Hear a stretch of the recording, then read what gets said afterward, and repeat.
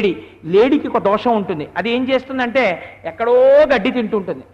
వేటగాడు ఏం చేస్తారంటే దానికి ఏ పాట దానికి అక్కర్లేదు. ఎంఎస్ సుబ్బలక్ష్మి గారు పాడారా, లేకపోతే ఎవరైనా మహానుభావుడు ఘంటసాల గారు పాడారా, ఇవేమో చూడదు. అది ఏం చేస్తుందంటే ఓ వల పన్నేసి దూరంగా కూర్చుని వేటగాడు ఏం చేస్తాడంటే ఓ పిచ్చి పాట ఒకటి మొదలు పెడితే ఆ పాట వింటుంది. విని అబ్బాయి ఎక్కడో పాట వినపడుతోందని గడ్డి తింటున్నటువంటి లేడి చెవులెత్తి ఇలా ఇలా చెవులు కదిపి ఎటువైపు నుంచి ధనొస్తోందో అటు పరిగెడుతుంది.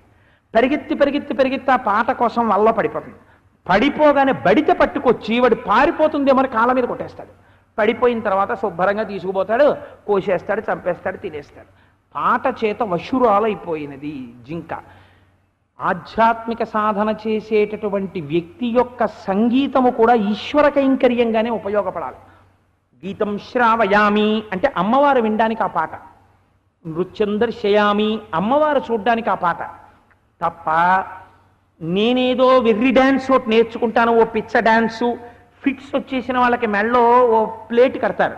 వాళ్ళు ఆ ఫిట్స్ వచ్చినప్పుడు ఎలా ఊగుతారో వాళ్ళకే తెలియదు.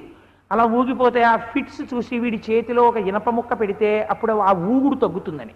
అలా పాటేమో ఏదో చెట్టు మీద ఒక రామచిలుక కూర్చుని ఉన్నది అని ఉంటుంది. వీడేమో ఫిట్స్ వచ్చిన వాడు ఊగినట్టు ఊగుతూ ఉంటాడు. అలా ఊగిపోవడాన్ని డ్యాన్స్ అనుకుని నువ్వు చూడడం మొదలెడితే అది నీ జీవితాన్ని నాశనం చేసేస్తుంది, అర్థరహితమైన స్థితికి తీసుకెళ్ళిపోతుంది.